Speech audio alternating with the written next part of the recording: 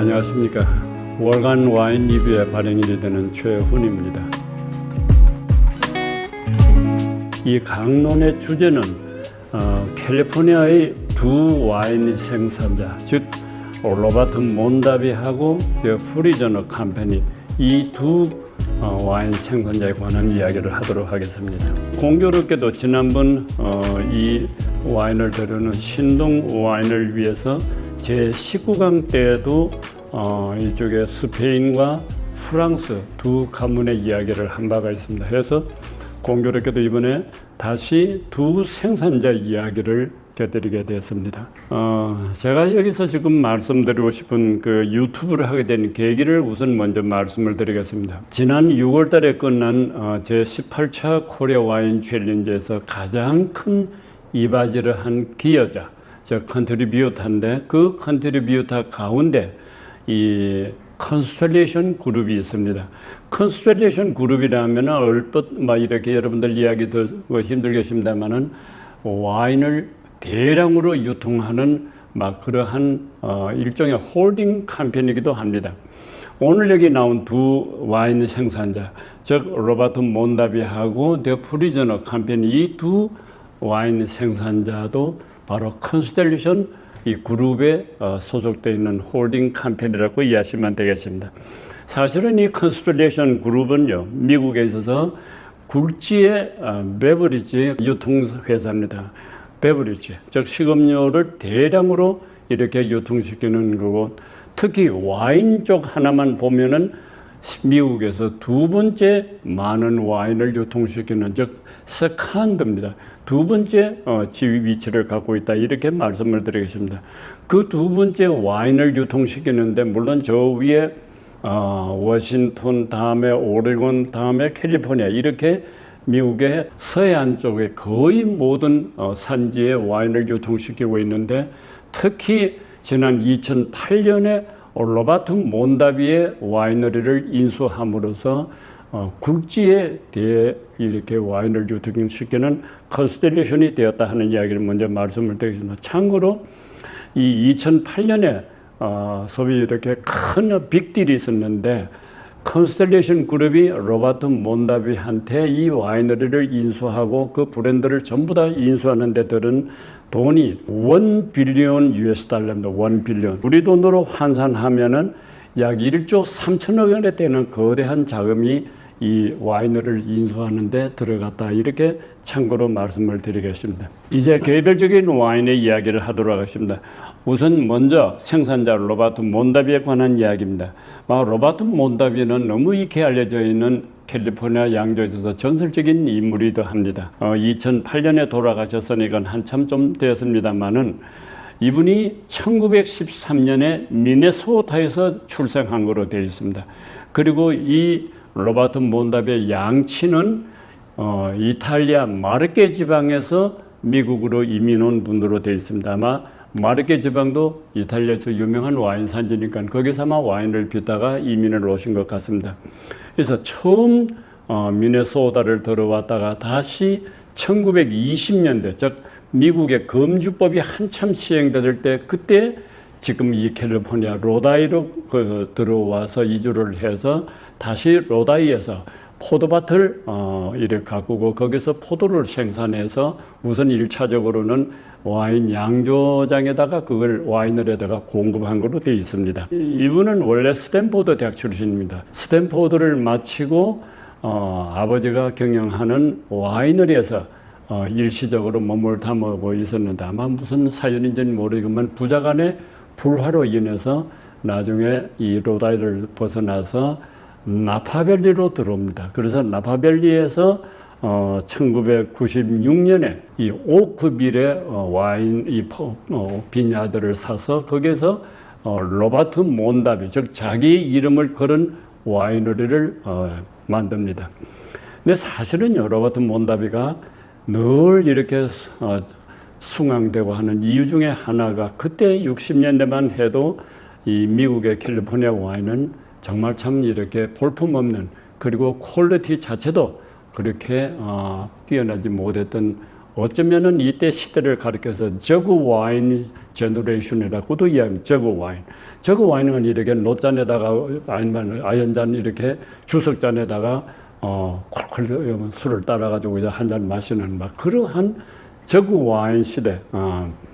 막 우리 보면 주석잔의 시대라고 해도 과언이 아니죠. 이러한 와인의 시대였기 때문에 와인의 질이 뭐 그렇게 월등할 이유도 없었던 것 같습니다. 현대 로버트 몬다비가 1960년대, 아까 말씀드린 대로 1996년에 처음으로 나파밸리에서 이 자기의 로버트 몬다비 와이너리를 만들고 난 뒤에 온갖 정성을 들여가지고 이 질을 끌어올리는, 즉 캘리포니아, 나중에 그게 궁극적으로는 캘리포니아 와인의 질을 끌어올렸습니다만 우선 자기 와이너리에 뭡니까? 이 퀄리티 와인을 빚기 위해서 그때 아직도 미국은 꿈도 꾸지 못하고 있었던 스테인리스 스틸 탱크, 즉 거대한 스테인리스 스틸 탱크를 구입을 해서 거기에 포도를 집어넣고 발효를 일으킨 소비 퍼먼테이션을 했던 그러한 탱크를 스테인리스로 바꾸었다는 이야기.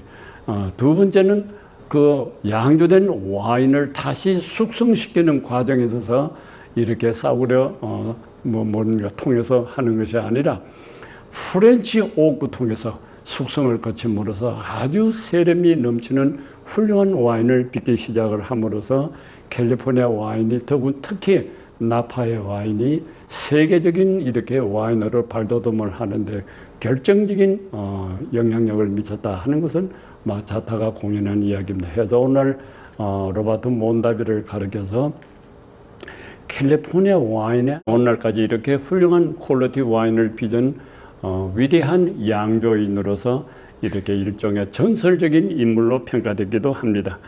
그리고 또 하나 더 보완할 일은 1979년에 바로 그 같은 나파밸리의 오프스 원을 샤또 무등 로칠드하고 같이 이렇게 합작을 해서 최고의 훌륭한 와인을 빚었다 하는 것도 같은 이야기 맥락입니다.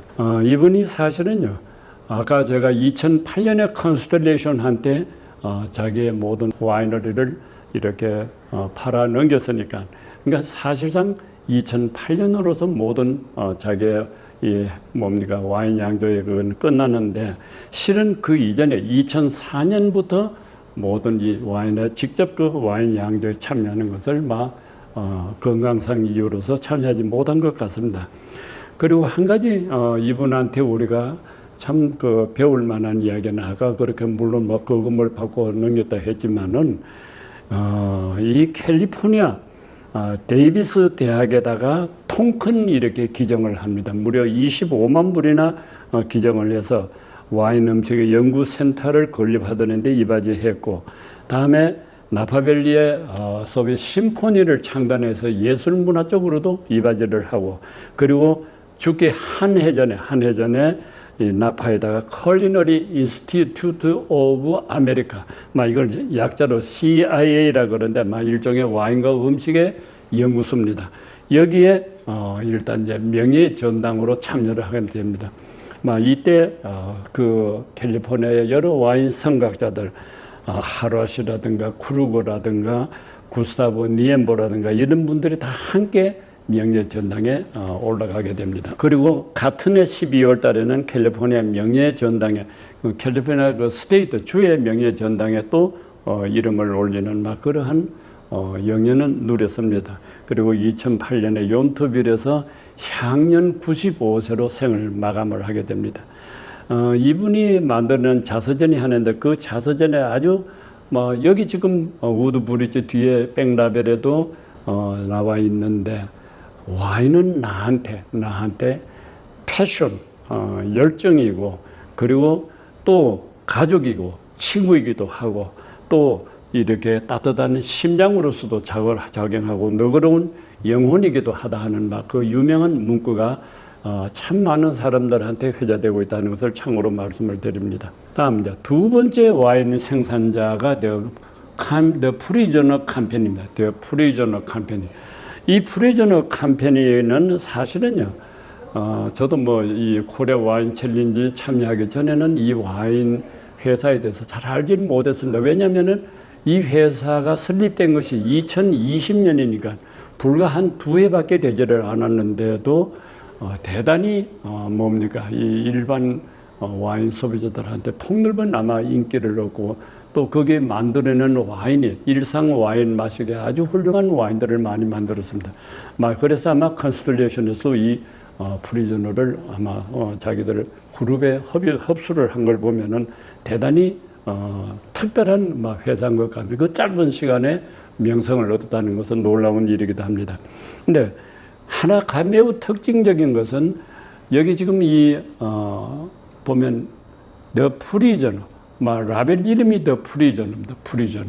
그리고 회사 이름도 프리저너고. 왜 이 죄수라는 우리가 프리저너는 바로 죄수입니다. 죄수를 어떻게 회사 이름을 쓰고 라벨에다가 더 프리저너를 붙였냐. 이 문제에 관해서 제가 지난번 강론 한번 한 일이 있는데 그때 스페인이 나온 그 세계적인 화가가 유명한 고야가 있습니다. 그 고야가 1808년에 스페인 그 이베리아 반도에 나폴레옹이 침입을 하면서 무려 3년간 전쟁이 일어났는데 그 전쟁의 참화를 직접 목도하고 그 다음에 그 참상을 체험을 하고 난 뒤에 그리고 자신이 또 귀머거리가 되면서 화풍이 블랙 페인팅, 검은 이 그림들이죠. 블랙 페인팅으로 나가는데 그 블랙 페인팅 연작 가운데 하나가 프리저너입니다. 이 프리저너가 뭘 뜻하느냐? 이건 속박을 의미합니다. 여기에 그림에 나와 있듯이 죄수가 양팔이 쇠사슬에 묶이고 발이 쇠고랑이에 차여가지고 운신을 못하고 고통을 참으면서 상처가 이렇게 꼬꾸라져 있는 장면이 바로 이 고야의 그림의 블랙 페인팅의 하나입니다. 즉 블랙 페인팅 가운데서 이렇게 죄수의 연작의 하나인데 이 라벨을 굳이 여기다 써서 아마 제가 보기에 이것은 마케팅 하나의 전략이기도 한 것 같습니다. 짧은 기간에 이 회사가 이름을 얻을 수 있었던 것은 이와 같은 특이한 이 블랙 페인팅을 라벨에 올려가지고 마케팅을 하고. 근데 두 번째 지금 여기에 나와 있는 이 와인도 똑같은 이야기입니다. 이 와인은 거꾸로 더 프리저너의 정반대가 되는 unshackled 와인, unshackled. unshacked이라는 말은 뭐냐면은 쉐클이 이 수갑을 쇠고랑이나 혹은 수갑을 가리켜서 쉐클이라고 그러는데 on가 붙었으니까 수갑이 풀려버린 그리고 달리 그걸 의미를 확산하면은 자유 구속에서 벗어난 그래서 내 프리저너하고 unshackled 하는 전혀 서로 틀리는 의미로 극과 극의 의미를 내포하는 와인을 빚었다 하는 이야기입니다. 그래서 이 첫째 우드 브리지의 이제 개별적인 와인의 이야기를 들어가면요. 로바트 몬다비가 컨스텔레이션에 넘겼다 하더라도 이 로바트 몬다비의 브랜드는 엄청난 가격을 준 거기에 포함이 되기 때문에 그대로 브랜드는 로바트 몬다비입니다. 이 로바트 몬다비가 생산한 와인 가운데 이쪽에 로다이 쪽에서 거기에 그냥 이렇게 와이너리를 갖고서 빚은 와인이 여기 두 번째 나오는 프라이빗 셀렉션이고 이쪽에 나와 있는 왼쪽에 있는 이 우드 브릿지의 백라벨에 뭐가 붙어 있느냐 우드 브릿지 바이 로바트 몬다비 그러니까 로바트 몬다비의 우드 브릿지입니다. 우드 브릿지하고 이쪽에 여기에 나온 로바트 몬다비 밑에 서브 타이틀이 프라이빗 셀렉션입니다. 자, 이제 이 두 와인을 우리가 이야기를 하는데 하나는 얘는 까베르네 소비뇽이 메이저 파티입니다. 메이저 파티. 그러니까 몇 퍼센트라고 이렇게 명시는 되어 있지는 않습니다만 까베르네 소비뇽이 메이저 파티고 거기에 서브 파티로 들어가는 것이 누구냐면 버티시라 시락 얘들이 이제 서브 이렇게 참여를 하고 있다 하는 이야기를 말씀을 들어 와인의 맛은요. 전 이 챌린지에 참여한 와인이었기에 여러 차례 마셔본 일이 있습니다. 한마디로 이야기하면 마시기 아주 수월한 와인입니다. 뭐 그렇게 대단히 값비싼 와인도 아니고 또 아주 섬세한 그런 파인 이렇게 와인도 아닙니다. 그냥 이렇게 마시기에 아주 훌륭한 와인이라 하는 것을 제가 말씀을 드리고, 두 번째 이 로바르토 몬다비는 여기 특이한 앞에 하나 붙은 말이 있습니다. 뭐냐면 람주. 이 람주에 쓰이는 오크통, 그 람주를 빚을 때 쓴 오크통의 와인을 이렇게 숙성을 시켰다 하는 특이한 뭐라 합니까, 좀 스타일이 틀리는 와인입니다. 이 와인도 이 주 포도종은 얘가 까베르네 소비녟에 비해서 이 로바르토 몬다비 프라이빗 셀렉션은 메를로가 메이저 파트입니다. 그리고 여기는 따낫하고 그 다음에 말백이 같이 또 이렇게 참여를 하고 있습니다. 해서 이 두 와인이 코리아 와인 챌린지에서 벌써 아마 3년째 제가 정확히 기억하는데 처음 이 와인들을 본 것이 한 3, 4년 된 것이니까 지금까지 꾸준하게 저희들 챌린지에 참여를 해서 너무나 익숙한 와인이고 마셔보면은 참 그저 무난하게 참 좋은 와인이나 하는 느낌을 했습니다. 우드 브릿지가 실버인데 제가 아까 우드 브릿지를 조금 한 번 더 설명을 드리면요. 아까 제가 로바르토 몬다비가 부모를 따라와서 1920년대 이 로다이에서 포도밭을 경작하고 그다음에 훗날 와이너리를 여는데, 그때 어린 시절에 사실은 로바르토 몬다비가 그 로다이에서 성장을 했습니다. 그리고 그 주변에 있는 우드 브릿지, 이 우드 브릿지는 역사적인 랜드마크로 되어 있습니다. 역사적, 왜 역사적이냐면 여기에 이 모켈럼너, 이 발음도 좀 희한해서 모켈럼넘 강이 있는데 그 강에 옛날에 페리보트가 다니는 선착장이 아마 우드 브릿지에 있었는데, 그 우드 브릿지의 선착장을 건너는 다리를 건립을 할 때 우드, 즉 나무다리 브릿지, 나무다리로 이렇게 아마 걸쳐서 다리를 그 페리보트에서 건너는 우드 브릿지를 만드는, 그것이 동네 이름이 돼 가지고 지금 우드 브릿지로 불리고 있습니다. 바로 로다이켜 인근에 있습니다. 해서 이 우드 브릿지에 1979년에 로바르토 몬다비 여기다가 또 새로운 와이너를 만들고 해서 이 브랜드 자체를 우드 브릿지 바이 로바르토 몬다비로 했습니다. 그래서 이렇게 둘이 다 캘리포니아 이렇게 뭡니까 생산 포도를 갖고 와인을 빚었다 하는 것을 말씀을 드리고, 이제 다음 이주에 이 더 프리저너 회사에 관한 와인의 이야기를 곁들이도록 하겠습니다. 이 더 프리저너, 이 지금 아까 말씀드린 대로 고야에 이 속박받는 구속된 이렇게 어떤 보면 처참한 모습을 한 이 죄수의 그림을 라벨에 올렸는데, 이 와인의 포도 생산, 그러니까 포도의 AVA를 여기는 둘이가 하나는 AVA가 로다이고 하나는 캘리포니아에 되어 있습니다만, 이 더 프리저너, 이렇게 고야의 그림이 얹혀져 있는 이 캘리포니아 더 프리저너는 나파밸리입니다.